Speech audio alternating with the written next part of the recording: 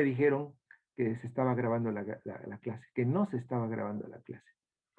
¿Sí? Hasta ahorita la encendí y ahorita me acordé por eso de que recuerden que vimos, ¿sí? Entonces, eh, ustedes deben de estar pendientes, muchachos, de esto, ¿no? O sea, más que yo, son ustedes los que, porque después me dice Agnes, oiga, ¿puede poner la clase del día de hoy? O cualquier alguien de ustedes más, ¿no? Me dice. Y pues si no le pico ahí de que se grabe, ¿qué les voy a presentar? Como pasó el otro día, la semana pasada.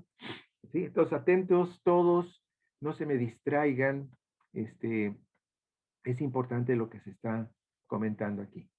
Yo no les pido que pongan las cámaras activas por múltiples razones, pero hay maestros que dicen, ¿sabes qué? Yo te quiero ver y enciende la cámara. Si no la tienes, pues con el celular, pero te quiero ver. Y casi, casi es la asistencia, ¿no? Y muchos pues hasta se dan de baja porque no pueden poner la cámara, porque no tienen cámara. ¿Sí? Pero la mayoría de ustedes sí la tienen, pero no se las voy a pedir. Y con eso estaría viendo si están o no atentos, si andan papaloteando por ahí, si se paran, se van, o me están viendo, no me están atendiendo. Y lo hago tanto por ustedes como por mí. Ustedes porque no se pierden los conocimientos. Y por mí porque después cuando me evalúan, me dicen, no, el maestro nunca dijo eso, nunca dijo cómo iba a evaluar. ¿Por qué? Porque cuando lo explique, como lo hice ahorita, o no entraste, no estuviste, te paraste y te fuiste, y pues sí, en efecto, nunca oíste cómo se hizo la evaluación o se iba a hacer. Por eso les pido que en la medida de lo posible atiendan la clase, ¿sí? Atiendan la clase, eh, porque es muy importante. Y yo no sé si se pararon, si están entendiendo, si nada, porque no los estoy viendo. En el salón de clase sí los veo, o sea, sí veo si están aprendiendo, si les veo ahí el rostro, el ceño fruncido, ¿qué está diciendo, no? O si están hablando con el compadre, la comadre allí, y me doy cuenta quién está atendiendo y quién no, pero aquí en virtual, para nada. Entonces, sigo con la explicación. También habíamos hablado sobre, es un término que tal vez, no sé si lo han oído o no, se llama correctitud. En inglés es correctness, pero yo lo traduzco y así en matemáticas se usa, lo usamos como la correctitud. Habíamos dicho que en el caso de los algoritmos, la correctitud se refería a que un algoritmo era correcto. ¿Y se acuerdan qué es lo que dijimos de la correctitud de un algoritmo? Voy a preguntarle a alguno de ustedes. Elsa María, ¿qué es la correctitud de un algoritmo? Am, ay, no, no me acuerdo muy bien, profesor, pero podría intentarlo, a ver si Ah, me sale. bien, a ver. Este, podría ser la correctitud que se verifique que el algoritmo sí funcione conforme tiene que ir y termine y haga lo que se pide. Ok, sí, no estuviste alejada de la respuesta correcta, Elsa, te agradezco. Y en efecto, dijo las dos condiciones de correctitud. Primero, que el algoritmo termine, ¿sí? Que termine, es decir, que no se cicle, porque vamos a ver que muchos algoritmos son loops o bucles para llegar a o sea, llegan a los resultados a través de iteraciones eh, eh, en mayor o menor grado, ¿no? Entonces, en esas iteraciones puede ser que nunca salgan del bucle, se queden ahí ciclados forever and ever. Y la otra es de que, ok, terminas, pero obtenemos un resultado. Y primero nos da un resultado y luego ese resultado es un resultado que está bien, que es correcto, ¿sí? Por eso se llama correctitud. Pero eh, además, además, te faltó algo, Elsa. O sea, un pequeño detalle y que tiene que ver con las instancias. ¿Qué podríamos decir de las instancias? Ya sea tú o alguien más de tus compañeros. Es cierto lo que dijiste, ¿no? Y ahorita lo acabo de afirmar, pero faltó un detallito nada más. Que, por ejemplo, las instancias sean correctas. Que todas, ¿no? Que todas las Ujú. instancias, que para cada, a veces se usa la palabra o la frase para cada instancia, y para cada, en matemáticas se dice para cada X, es lo mismo que decir para toda X, ¿verdad? Para todo elemento, en este caso estamos hablando, acuérdense que este curso de algoritmos tiene un corte un tanto cuanto matemático también, ¿sí? Es computación, pero también matemáticas.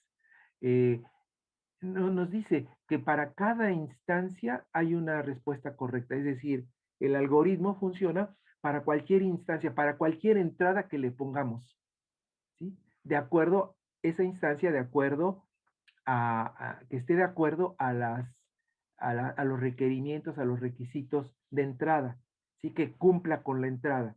Si cumple, cualquier instancia me debe de producir un resultado correcto. Eso es lo que me dice la correctitud de un algoritmo, ¿no? Bueno, vamos entonces, muchachos, a continuar con eh, la siguiente parte de eh, esta introducción a los algoritmos.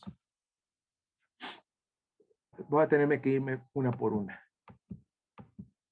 Esto es todo lo que ahorita acabamos de revisar, hacer el resumen. Esta es la actividad 2.1, la que hay que hacer para hoy, Agnes, y todos, ¿sí? Son 5 preguntas y que las tienen que reportar como, hacerla como un reporte técnico, ¿no? Eh, para que vayan practicando el hacer los reportes. Bueno, entonces aquí tenemos. Y aquí, Las respuestas tienen que ser diferentes a las que usted nos dio, por ejemplo, de que sí, en, de en la preferencia. clasificación. De Ok, pre- sí, Elsa, perdón, Agnes, de preferencia, para que ustedes enriquezcan la clase pasada a través de su reporte. Es decir, para que piensen más. Si no se les ocurre algo más, bueno, ya ni modo, pondrán el ejemplo que vimos, ¿no? Pero la idea es de que ustedes enriquezcan este, esa gama que vimos de situaciones algorítmicas en la clase pasada. Ok, entonces, gracias. de nada. Vamos a los algoritmos como una tecnología, ¿no? Profesor, Sí, sí, Leonel. dice mi compañero Juan Faustino que si lo puede aceptar en la clase Sí, que está en sala de espera. cierto, sí. Está Cristóbal. Cristóbal Arteaga, no estoy seguro, no me suena. Pero, ¿a quién dijiste, Leonel? ¿Eduardo Aldeair o quién? Juan Faustino. Gracias, muchachos, por apoyarme en esto, porque a veces, aunque tengo aquí la pantalla y veo los participantes, no me concentro en esa parte de la pantalla, sino en la presentación que estoy haciendo, ¿no?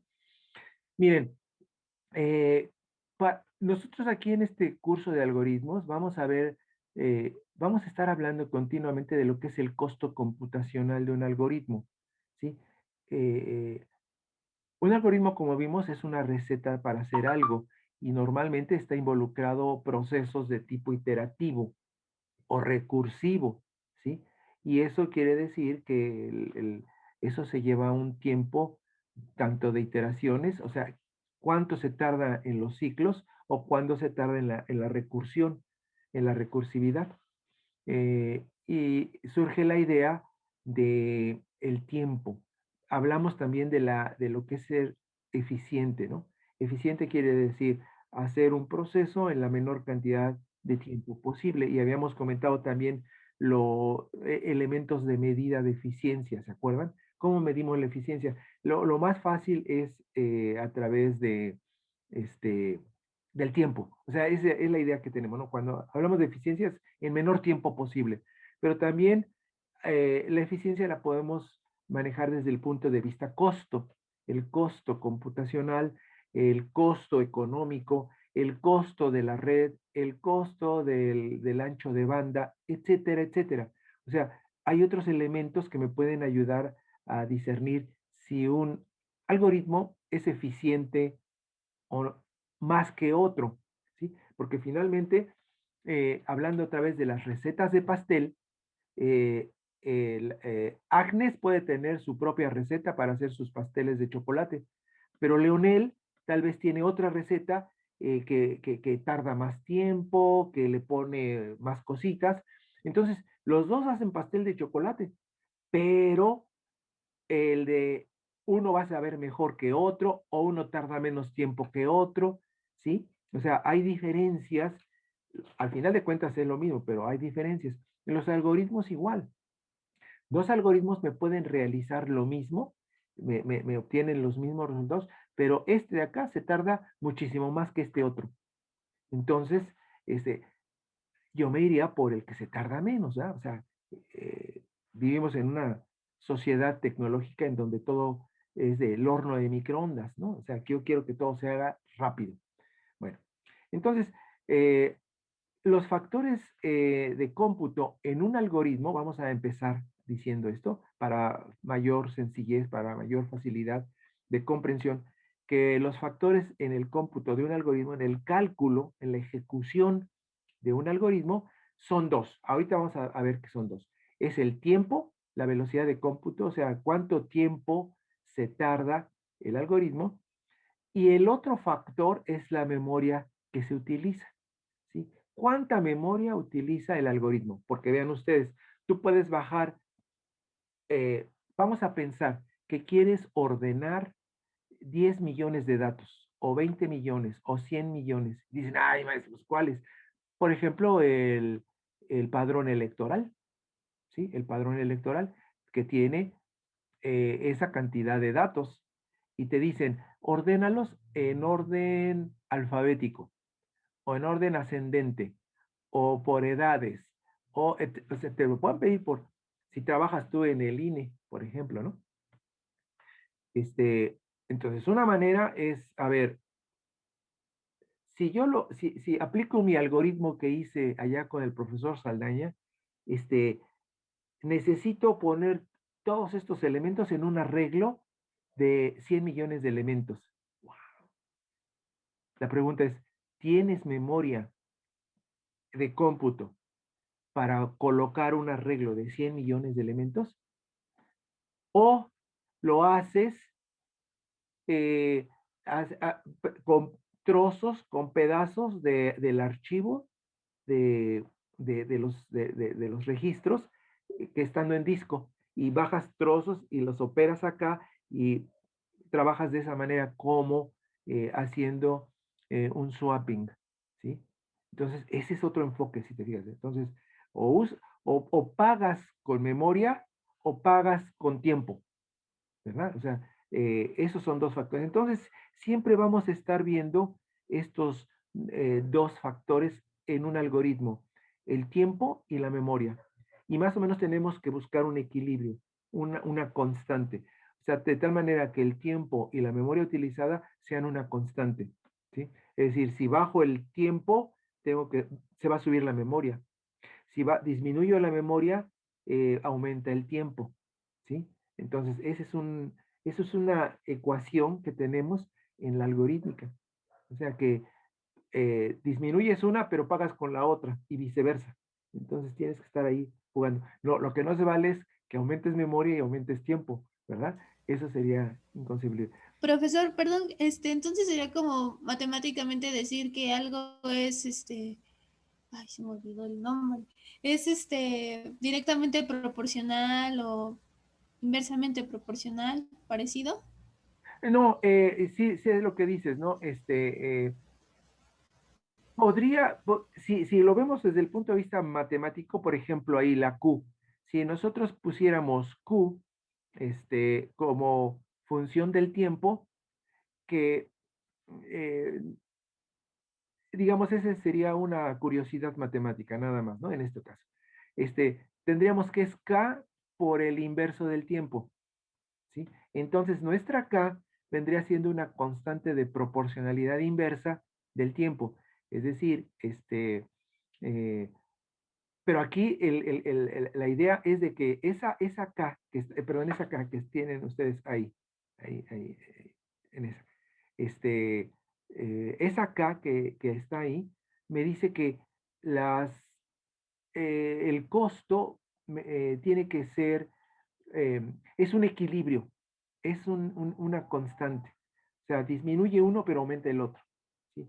En cambio, lo que me comentas, Elsa, es que la K es una constante de proporcionalidad, que también se puede ver así, pero aquí esa constante es eso, es una constante que ya no se modifica. Es como la constante de gravedad o la constante de los gases, haciendo una analogía con términos físicos, de leyes físicas, ¿no? Ah, ok, de Ah, acuerdo. sí, aquí es una constante, dice, eh, disminuyes una, pero tienes que aumentar la otra. O sea, es como una constante de equilibrio. Muy bien, gracias. Vamos a la siguiente lámina. Entonces, eficiencia, vamos a hablar de la eficiencia de los algoritmos, ¿no? Diferentes algoritmos ideados para resolver el mismo problema a menudo difieren drásticamente en su eficiencia. Eso es algo de lo que vamos a estar viendo en este curso y ustedes lo van a percibir a partir de ahora. Estas diferencias pueden ser mucho más significativas que las diferencias debidas al hardware y al software. Fíjense, ¿eh? ¿Qué quiere decir este planteamiento que estoy poniendo yo aquí? Que el algoritmo, la receta de cocina, eh, está influenciada, vean ustedes, haciendo por el horno que estemos usando, si estamos usando un horno de gas, un horno eléctrico, y además también por el tipo de productos que estamos usando. Si usamos o no, por ejemplo, el Royal o el bicarbonato para hacer que inflen los pasteles y las galletas.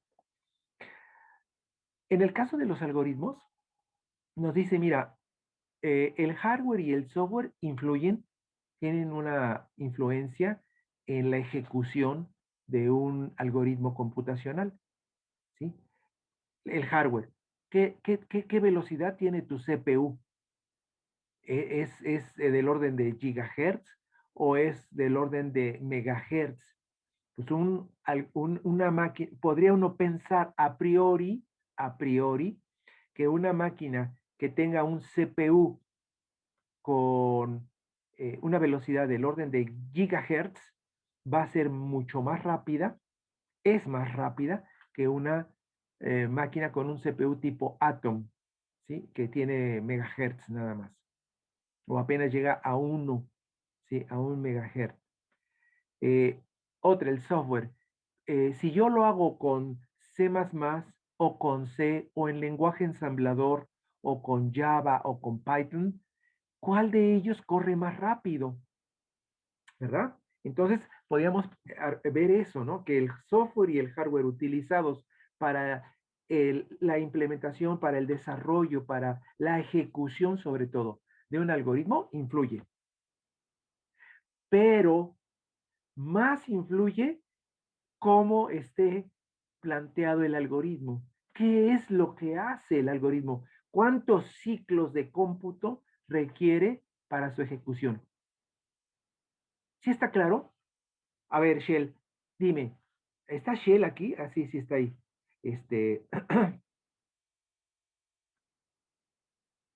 Ok, ya también. Sí, Sí, profe, aquí Shell, estoy. eh, eh, ¿está claro esa parte, Shell? ¿Te quedó claro? De que hay tres elementos aquí que influyen en la eficiencia. Software, hardware y el algoritmo, ¿sí? O sea, la receta. Es decir, eh, ¿cuánto se tarda computacionalmente hablando? Y no tiene nada que ver, y no tiene, o tiene muy poco que ver con el hardware y el software de la máquina. Sí, bueno, de hecho, bueno, lo vamos a ver un poco más adelante, pero sí, tiene que ver mucho, ¿no? La forma de cómo diseñas tu algoritmo y así es como, aunque tengas ciertas características o estructura en tu máquina, pueda ser eficiente, ¿no? Y ¿Ok? es lo que se busca, que en los algoritmos, pues sí, se trate de diseñar de una forma que no utilice muchos recursos, ¿no? Entonces Ok, sí, pues estoy completamente de acuerdo. muy bien, sí, gracias. Una Entonces, pregunta. hay tres elementos. ¿Alguien más quería comentar algo? ¿Yo sí me escucho? Sí, eres, ¿quién? Es que no te veo, Juan, ¿quién es? Faustino. Faustino, ¿qué tal? Eh, pero bueno, ahí tengo una pregunta. Sí, pero sí también es a lo mejor sí es mucho menos significativo, pero sí es importante también el software y el hardware, ¿no?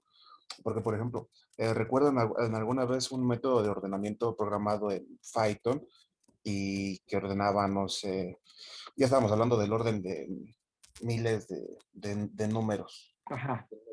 El algoritmo de ordenamiento sí variaba un poquito de tiempo conforme en la máquina que se corriera.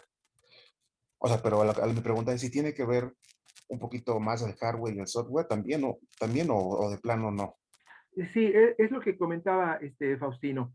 Estos tres elementos están jugando, sí juegan, pero hardware y software no son tan determinantes como lo es el algoritmo mismo. Y cuando nos referimos al algoritmo, es lo que decía Shell, el diseño del algoritmo. ¿Sí? Y es algo con lo que vamos a empezar a entrar a ver el día de hoy, cómo vamos en tiempo. Sí, vamos a entrar a ver esto. Inclusive, ahorita aprovecho, ya nos quedan 5 minutos para las 10, muchachos. Quiero reducir un poco el tiempo de receso a 10 minutos. O sea, creo que en 10 minutos nos da tiempo de hacer nuestro receso, de ir y venir. Este, porque si no, termino muy atropelladamente la clase. Dejo cosas en el tintero. Entonces, voy a dejar nada más 10 minutos. ¿Eh? Es, hoy, a partir de este día, vamos a ver, Faustino y todos ustedes, muchachos, cómo eh, de que tiene una influencia el hardware y el software, sí, pero no tan determinante, Faustino, como lo es el algoritmo, digamos, la idea que hay detrás es que esa es la palabra, la única que tenemos ahorita es el algoritmo mismo, es decir, la receta misma de cocina, ¿no? Ok, Las instrucciones. Y esto está relacionado con la cantidad de ciclos que requiere para hacer algo. Ahí está la clave, Faustino. ok, Este, Porque podemos tener un hardware y un software. De hecho, hoy vamos a ver eso. Vamos a comparar dos máquinas con dos programas o dos softwares diferentes, este, pero que tienen una estrategia diferente para resolver un determinado problema. Y vamos a ver, nos vamos a sorprender de lo que vamos a encontrar. ¿Ok? Vamos a seguir adelante, vamos a ir avanzando. Y aquí vean ustedes, ¿no? Vamos a suponer que tenemos dos algoritmos para clasificar, y clasificar quiere decir, vamos a llamar aquí esto, ordenar. En inglés es el sorting, o hacer un sort, ¿sí? Hacer una clasificación, o sea, una ordenación. Vamos a ordenar. Y tenemos dos algoritmos diferentes para ordenar. El primero clasifica por inserción, ya vamos a llamarle así, y que requiere de C1 por n al cuadrado unidades de tiempo para clasificar n objetos, ¿sí? O sea, tiene n números y requiere un tiempo de C1, C1 es una constante, ¿sí? C1 por n al cuadrado. Decimos entonces que el tiempo es cuadrático, ¿sí? Porque requiere eh, eh, de n al cuadrado unidades de tiempo. Vamos a pensar cómo es esto, ¿no? Si tuviésemos un arreglo y queremos ordenarlo de 10 elementos, tardaría 10 al cuadrado, o sea, 100 unidades de tiempo, ¿sí? O sea, C1 por 100, o sea, 100 C1 unidades de tiempo, ¿no? C1 puede ser 0.5, 1, vamos a decir que es 1. 1 por 100 da 100, 100 unidades de tiempo, ¿ok? Pero si tuviéramos 100 números, con 10 se tarda 100 unidades de tiempo. Ahora, vamos a pensar que tenemos 100 números. ¿Cuánto se tardaría? Ustedes lo saben ahí en casa, ¿no? tardaría 10.000 unidades de tiempo. ¿Sí? Si con 100 números, si tuviéramos 1000 números, requeriría de 1.000.000 de unidades de tiempo. ¿Se fijan? Va aumentando de manera cuadrática el tiempo. Y si tuviéramos, y así, si tuviéramos 10.000 números, si tuviéramos 100.000 números, si tuviéramos 1.000.000 de números, se eleva al cuadrado la cantidad de tiempo. O sea, es exponencial. Es una forma cuadrática, vamos a llamarle, ¿no? Para ser propios. Es una forma cuadrática. Rapidísimo se eleva, ¿no? El segundo, vamos a ver el segundo algoritmo. El segundo nos dice que se llama una clasificación por fusión. Esa es otra técnica. Las vamos a ir viendo más adelante, pero ahorita nada más las invocamos por su nombre, ¿no? Esta requiere de una constante C2 por N por el logaritmo en base 2, en base 2 de N. Unidades de tiempo para clasificar N objetos. Si nosotros vemos una gráfica, déjenme, bueno, lo voy a tener que hacer aquí con la pantalla, con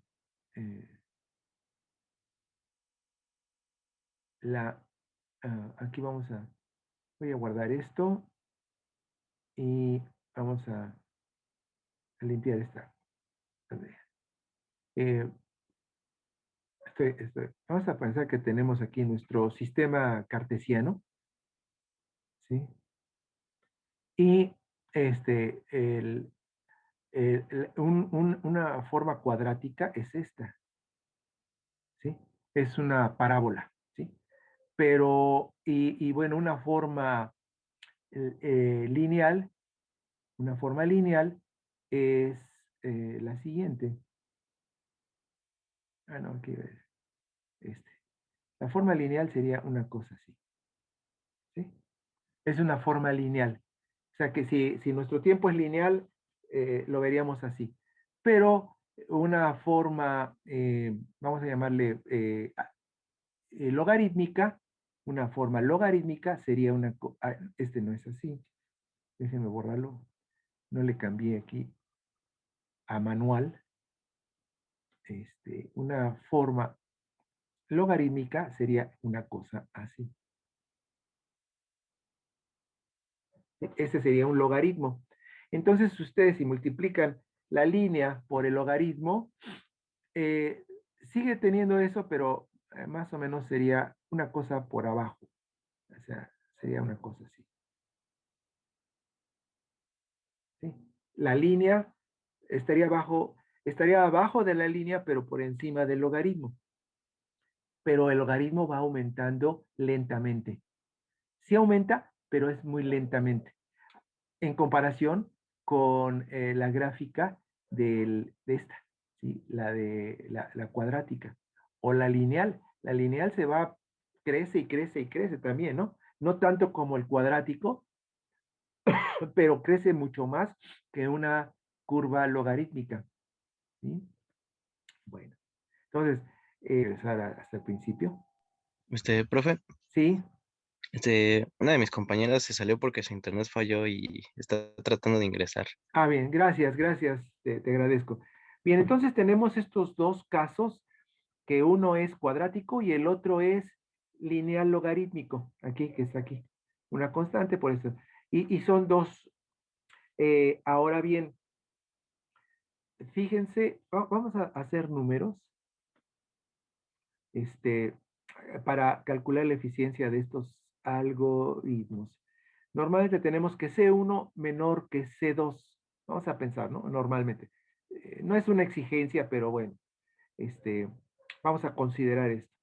Reescribiendo inserción tenemos a C1 por N, o sea, es el C1 por N al cuadrado, ¿sí? Esta que está aquí. Comparando ambos, vemos que el tiempo de inserción es mayor que el de fusión, porque N es mayor que el logaritmo de N, ya lo vimos, y ahorita ya este planteamiento que estoy haciendo aquí, Y ahorita lo vieron por las gráficas que les puse, ¿no? Por ejemplo, para n igual con 1000, el logaritmo de n es alrededor de 10. Fíjense cómo es mucho menor. Y para n igual a 1.000.000, el logaritmo de n es como 20. ¿Se dan cuenta? Para valores pequeños de n, en inserción, es mejor que fusión, pero cuando n aumenta, sucede lo contrario, ¿sí? Porque vean ustedes, en el de inserción, si ponemos n con 1000, ya se va a 1.000.000, pero con 1.000.000 se va a 1.000.000.000, o sea, 1.000.000 de millones de ciclos. Es una barbaridad para la forma cuadrática. Ahí yo no usaría definitivamente el de inserción. Lo descarto. Digo, no, esto no me sirve. Porque tarda muchísimo, ¿no? En cambio, vean ustedes, por ejemplo, para 1.000.000, con el otro algoritmo, el de fusión, más o menos es n por este valor, que sería 20 millones, sería alrededor como de 20 millones de ciclos, ¿sí? Y es una máquina, pues lo hace aceptablemente, ¿sí? Pero no así con con 1.000.000 de millones. Es otro orden de magnitud, varios órdenes de magnitud, ¿sí? Un orden de magnitud es cada vez que aumentamos de 10 en 10, por 10, por otros 10, por otros 10. Esos son los órdenes de magnitud. Pero aquí se me se me bota, ¿no? Al cuadrado se eleva muchísimo. 10 a la 6 al cuadrado es 10 a la 12. ¿Se dan cuenta? O sea, cómo crece enormemente. Pero sí, aquí hay una aclaración, dice, para valores pequeños de n, el de inserción es mejor que el de fusión, pero cuando n aumenta es que pasa lo contrario, ¿no? Y sobre todo porque el de inserción es muy sencillo, es muy directo, muy manejable, y el otro también me va a funcionar, pero usaríamos mejor el de inserción. Muy bien. Preguntas hasta aquí de esto. Y vamos a ir al receso. Regresamos en 10 minutos. Son las 10:06. Regresamos a las 10:16 para continuar. Y ahora sí, comparando dos algoritmos con dos máquinas. Un algoritmo con dos máquinas diferentes. ¿Sí? Entonces hacemos nuestro receso, muchachos. Y regresamos.